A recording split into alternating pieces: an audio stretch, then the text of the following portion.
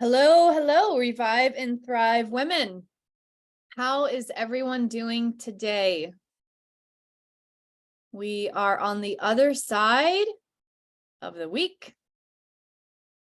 Only one more day. Happy Friday, Junior, for those of you who celebrate that. All right. See, I'm going to set something up here. All right, so let's begin. As always, hello, I'm so glad to see you. My name is Cassandra. I am the founder of Revive and Thrive Women. Today is the fourth day of the Antistress Summit, and I am so excited for today's topic. I am so excited to talk about this. It is something I feel so passionate about, and I'm really excited to dive in. So before we get started, if you are here live, say hello. Put in the comments that you're here. If this is your first time joining me on a live stream, it is so nice to meet you. We've had so many amazing women join this group in the last week, and I just want to say a big welcome to all of you. If you are familiar with me and have been on my live streams before, come say hi as well. My name, as I mentioned, is Cassandra. For those of you who don't know me, a little bit of background I'll give you as we wait for a couple more to join. So my name is Cassandra. I am the owner and founder of Revive and Thrive Women. I have a background in corporate. I was in corporate sales for almost 10 years, and I was the vice president of my company. I ran a $12 million sales organization for many years. And I recently retired from the corporate space last year to start my own business, which is Revive and Thrive Women, which is a business where I help women recover and prevent burnout, learn how to regulate their nervous systems, and really step into their true power. And today, the topic of day 4 is feminine fire, personal power, all the things. So I'm very excited to talk about this topic because I know that so many of us struggle with really embracing all aspects of our femininity in corporate. And so that's what I'm specifically going to talk about. And this is going to resonate with you if you are in the corporate space. And it's also going to resonate with you if you feel like you've ever been in a place where you had to hide some of your femininity, if you felt like you had to be small, you couldn't be too big, you felt as if you had to be one of the boys with whatever you were doing. So again, I'm really excited to get into this topic today. If you have not watched days 1 through 3 Anti-Stress Summit, I would recommend that you slot some time off to do that. Every day has been so powerful. There's been amazing shares, some exercises for you, and I'm really giving you a taste of what it's like to work with me in my world. We are doing this Anti-Summit this week, or Anti-Stress Summit this week, as a build up to my program, Burnout To Breakthrough, which is starting on Saturday.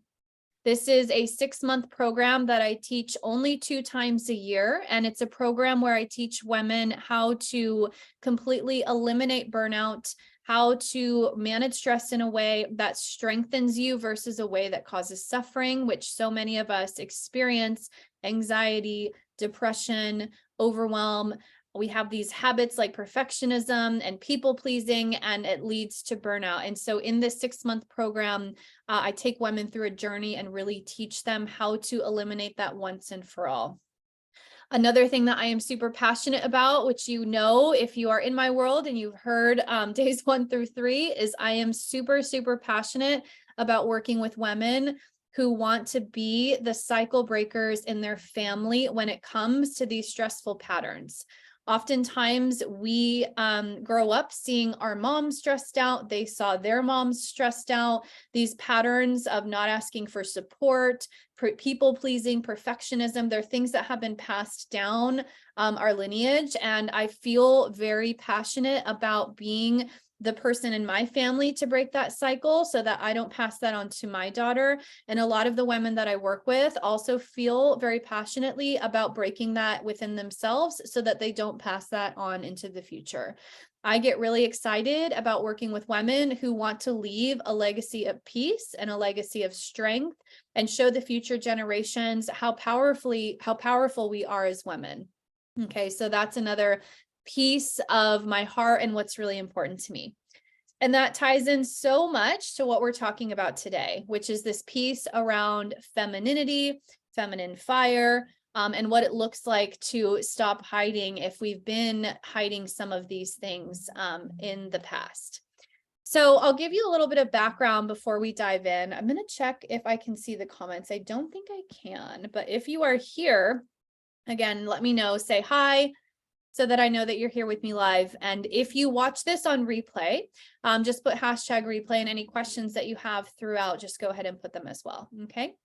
So this is a topic that is really near and dear to my heart because I spent many years of my life hiding a lot of my femininity because I felt like it was a weakness. And that even breaks my heart to say. I felt like my empathy, my compassion, my emotional, like being an emotional person, I felt like all of these things were things that went against me and like hitting my goals. And so I hid a lot of that, and that caused a misalignment within myself because it wasn't who I truly was, and who I was presenting myself at work was very different than who I was within, and that caused a misalignment that eventually led to burnout. So some of you do know my story. For those of you who don't, I did hit severe burnout in 2017. At the time, I was a director of operations in my company. It was my first big corporate role that I had had, and I had a goal of making it to the vice president role. So I was like working to get to that goal.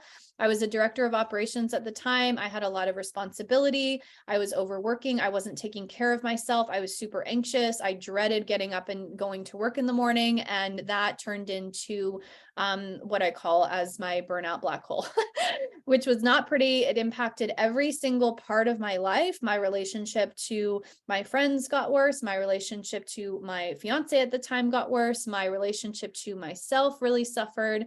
And so I went on a journey to really clean that up because I knew that I was never going to be able to achieve the success that I wanted in my life if I continued to be this stressed out, overworking, anxious version of myself. I knew that I had so much greatness within, but I couldn't tap into it at that time because I was so stressed out.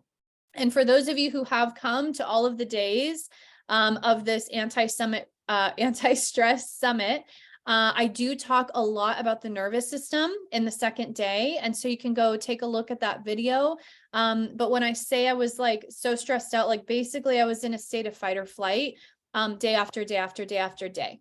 And if you're here watching with me, I'd love to know if you've ever experienced that. Have you ever experienced multiple days where you feel like you're in the state of fight or flight at work? And hi, Devin, I see you. I'm so happy that you're here. So happy that you're here. Again, if you're here live, say hi so I can shout you out. So what I want to talk about today is a few different things. I think that especially for us, for women who are working in the corporate structure, corporate is a very masculine structure. And sometimes we feel as if we have to mold into that in order to perform well. So for me, what that looked like when I was a VP in corporate, after I had recovered from burnout, I still had this way of showing up that wasn't super authentic to who I was in my heart. I felt like I had to be really cold. I felt like I had to be like one of the boys. I felt like I had to do the things that they were doing, even though they felt not natural to me. And so even the way that I talked started to change. I would like curse a lot more. I would talk like bigger, and like it wasn't me. And I felt that inside, but I felt like I kept having to show up as this person who left my emotions at the door, didn't wear my heart on my sleeve, showed up as one of the boys because I was one in a company that was mostly men. There was one other female, and I was the only executive female in the company, and the entire team that I managed that reported to me were executive sales people, and they were all men. And so I really felt like I had to show up in a certain way to manage those people. And that way wasn't the way that I necessarily wanted to show up. And as I mentioned, that caused a great misalignment within myself, which then led to like more stress and feeling almost like, what's the point of this? And so I had to learn how to bring back a lot of my femininity, and I had to learn how to tap back into my heart, because I had such a strong armor around my heart all the way through corporate that it was a process to open my heart and break it back open. And thank God I did, because now the work that I do is completely heart-led, and the connections that I have with women are so amazing. And I know that they're that way because I am a leader who leads from my heart. And I know now that that is the most powerful thing that I could do. So there's been a lot of shift for me around this idea of like heart-based leadership. Does the heart belong in corporate? Hell, yes, it does. So for those of you who also feel as if some of these aspects of yourself, such as your empathy and your compassion and your heart, have to be left behind, I want to armor you up in a way with some information, because there have been so many studies that have been done that show that the characteristics that are more natural for women to have are characteristics that lead to great leadership in business. There have been studies that show that when women are in leadership positions in corporations, the entire corporation does better, because they lead with compassion, because they have amazing communication skills and they listen to their team members instead of just talking over them. And I don't want this conversation to be about gender, like it's not men versus women, but what I want you to know is that the characteristics that are innate to you are needed in corporate now more than ever. We have seen what it looks like when when it goes too far, too masculine, no love. We've all seen many examples of that, and it's not pretty. And so my passion around this topic is that we need so much more heart in corporate, and also it's better for everybody. And again, there's been so many studies that have shown this. John Mackey, who is the ex-CEO of Whole Foods, wrote a book called Leading by Compassion, or Conscious Leader. I'm sorry, it's called Conscious Leader. And he goes into this so much, and he goes into how we really need to have more compassion and more empathy and more connection in the businesses that we build. And so these feminine aspects of us that both men and women have need to be brought to the forefront. Instead, they have been left behind. We have been programmed to believe that it's the more masculine qualities that are valued more. And so many of us as women are again trying to fit into this mold that doesn't necessarily feel good, but we continue to do it. So the reason why I want to share some of this information with you, and I invite you to go look at some of these studies that have been done, is because we need to sometimes give our ego the proof, like we need to have the proof that like this is true. And I think that once we start to absorb that, we can allow these feminine aspects of us to come forward more. So when I was a VP in corporate, I started to allow myself, I started to give myself permission to bring my heart into my work, and I saw my entire team flourish. I started to approach my one-on-one conversations that I had with my SDRs and my AEs and my sales guys from a place of love and a place of caring and a place of wanting the best for them. And that they felt that in such a powerful way. Their performance got better, our relationship got better, everything got better. And one of the things I'll say is that when they have done studies around women leaders in leadership positions, what they find is that the business profits more. So it actually impacts the bottom line, which is a great piece of proof for our ego, right?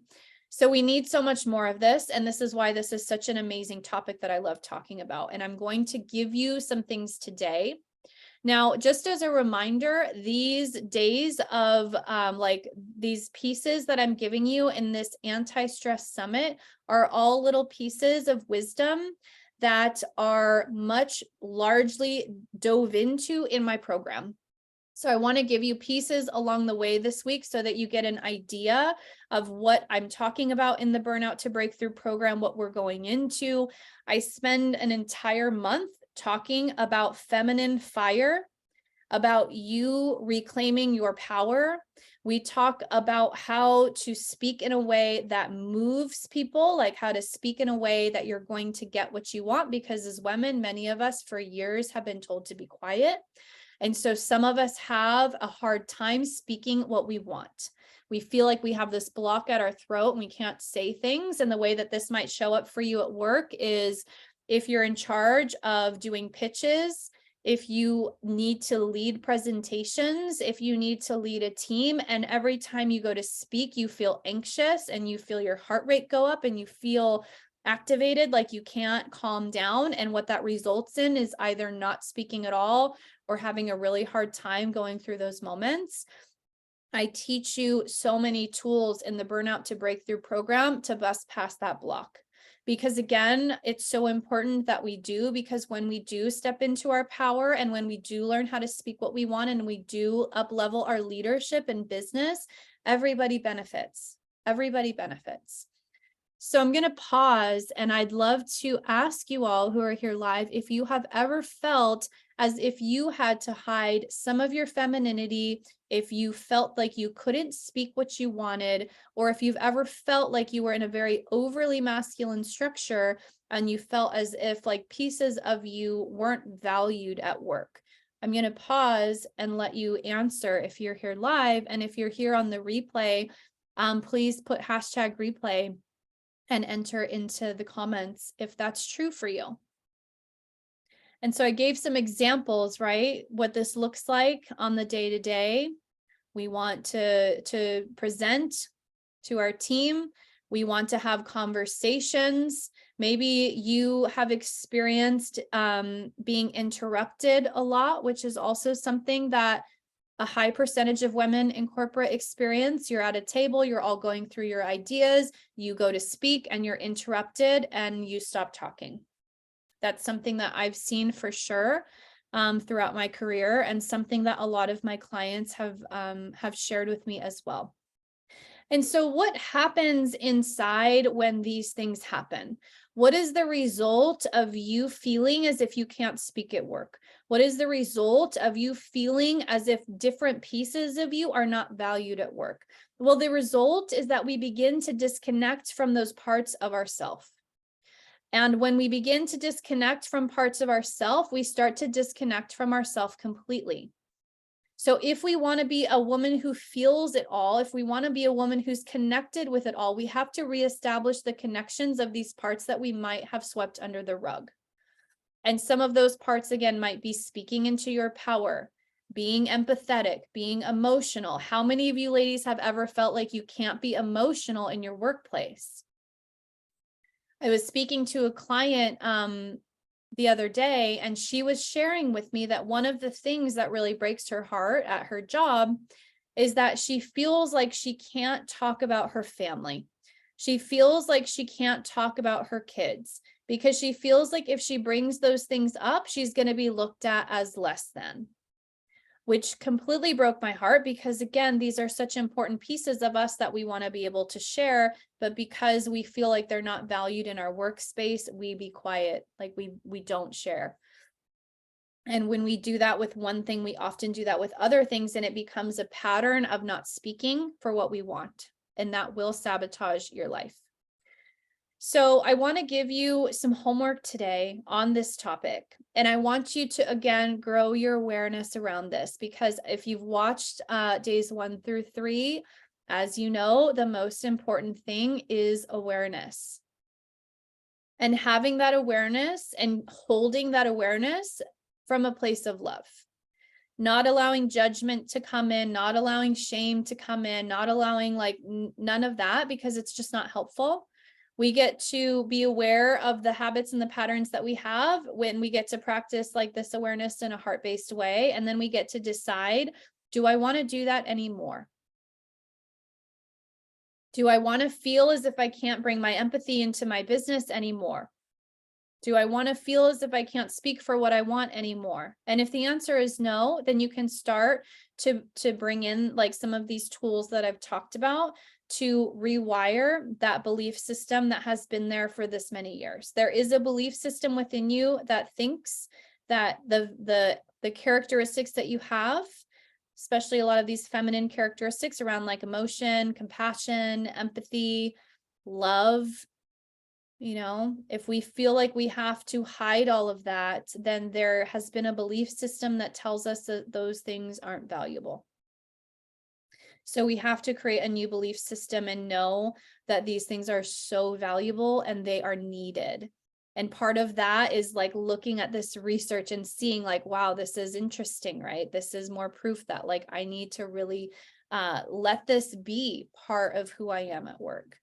The other thing that I want to speak to as well is that, again, like anytime you're disconnecting different parts of yourself, you're not showing up fully in your work, and that's probably sabotaging your growth. You might be leaving your emotion at the door because you feel like it's not allowed in the workspace, when really your emotion is the thing that's going to get you the promotion that you want. Emotional intelligence is one of the most important things to continue growing, continue cultivating. And it's so needed in business, in corporate. Okay. So grow your awareness around the times that you notice that you're hiding parts of yourself at work. If you've ever felt like you have to act one way at work and one way outside of work, like this is speaking to that. So tomorrow, if you have work tomorrow, when you go into your office, or if you work from home like me, you log in. You have interactions with your colleagues, interactions with your higher ups, interactions with your boss. Notice if there's parts of yourself that you know are not coming forward, that could be coming forward. Notice if you want to speak something and you hesitate and you just don't say it. Have this awareness and grow this awareness, because as I've mentioned in all of these days, if you do not have awareness around something, you cannot change it. Okay. So this is the piece of homework today. Grow your awareness around this. Notice what are the pieces of myself, the parts of myself that I'm not allowing to be seen at work. And then the thing to do is allow them to be seen. And that is much harder said than done, of course. So again, that is why I go through so much training in my Burnout to Breakthrough program on how to get you to a place that is going to feel powerful when you do that. And so the first 3 months are all around creating a resilient foundation. Nervous system training. I'm going to teach you all about your nervous system. I'm going to teach you how to downregulate your nervous system, and I'm going to teach you to come back to center when things get stressful, because it will feel stressful the first time that you want to speak your power in your business if you've been not doing that before. So you need to have some tools so that you can regulate yourself and get centered and get in your body. And then once you do that, you feel powerful, you speak for what you want, and that's going to make an impact. Speaking what you want from a place of fight or flight, a place of scarcity, a place of survival mode, it's not going to have a great impact, because you're not going to be clear in the way that you speak. You're not going to have clarity because a lot of your energy is managing the stress that's going on in your body. So another thing that I found in my own personal career is when I learned how to really embrace my feminine power and feel powerful and speak with that power, I got amazing results. I was promoted. I was given more responsibility. I was paid more money. More people respected me. The leaders that I had to lead who looked up to me as a young girl, they didn't look up to me in that way anymore. They looked up to me as their leader. And that was super powerful. And that had a profound impact on me. And so I want you to have these experiences as well. I want you to step into your greatness. I want you to make more money. I want you to get the promotion that you want. I want you to choose where you want to work. You know, a lot of us like don't even have the feeling of our own power to decide where we want to work. So we stay at a place that isn't the best because of our fears, right? When you know who you are and you are centered and you have the tools to regulate yourself and you know that you have this power inside you that's going to benefit any company that you work for, that changes the game. That changes the way that you look at your life. Your entire lens of what you're looking through changes. And that is what I want so deeply for every single woman who I meet, who comes into my world, who I get the opportunity to work with. So this is where I'm going to leave you today. Grow your awareness around the areas in your life that you are not being seen. What are the things that you're holding back? Are there characteristics? Are there things like your emotions, your love, your heart that you are not allowing to be seen? Okay. That's the first part. And then the second part is like really start to speak for what you want. And if you know that you're going to need support on that, and you know that you would benefit from being in a 6-month program that guides you along the way and you end up this transformed person, then I would absolutely love to have you in the Burnout to Breakthrough program that starts on Saturday. If that is what you want, if you know that you want to grow in your career and you know that you want to step into your power, you have to clean up your stress and your burnout. They will not happen at the same time. It's impossible. Because as I mentioned when I was talking about your nervous system, when you are in a state of fight or flight, there is so much micromanaging in your body that's happening.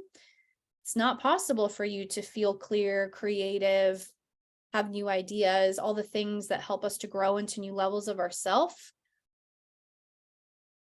So this is what my invitation is to you. If you want that, then reach out to me. You can put a comment on this page. You can send me a message on my Facebook or Instagram. My handle is @ThriveWithCass. And I will also put a connection call link in the comments of this video, so you can click on that as well. Okay. So thank you all for joining. Devin and Margaret, it was so good to see you. Devin is one of the students who is going to be joining on Saturday. I'm very excited to start working with her. She has been amazing in her studentship, signing or showing up for everything. And so I look forward to that, Devin. And for all of you who are sitting on the fence wondering if this could be a good program for you to jump into, I'll remind you of this. I only teach it 2 times a year. That's it. And if you want more information, you can just reach out to me that way. Okay. All right. It was so good to see you all. I will see you tomorrow for the last day of the Antistress Summit, where I'm going to be talking all about becoming a cycle breaker and how that's possible and how we can really clean up all of the things that are inside of us that are these patterns that we have that we don't want, so that we can move forward and continue to lead a legacy of peace. So that's what I will be talking about tomorrow. It was so good to see all of you, and I will see you soon. Bye-bye.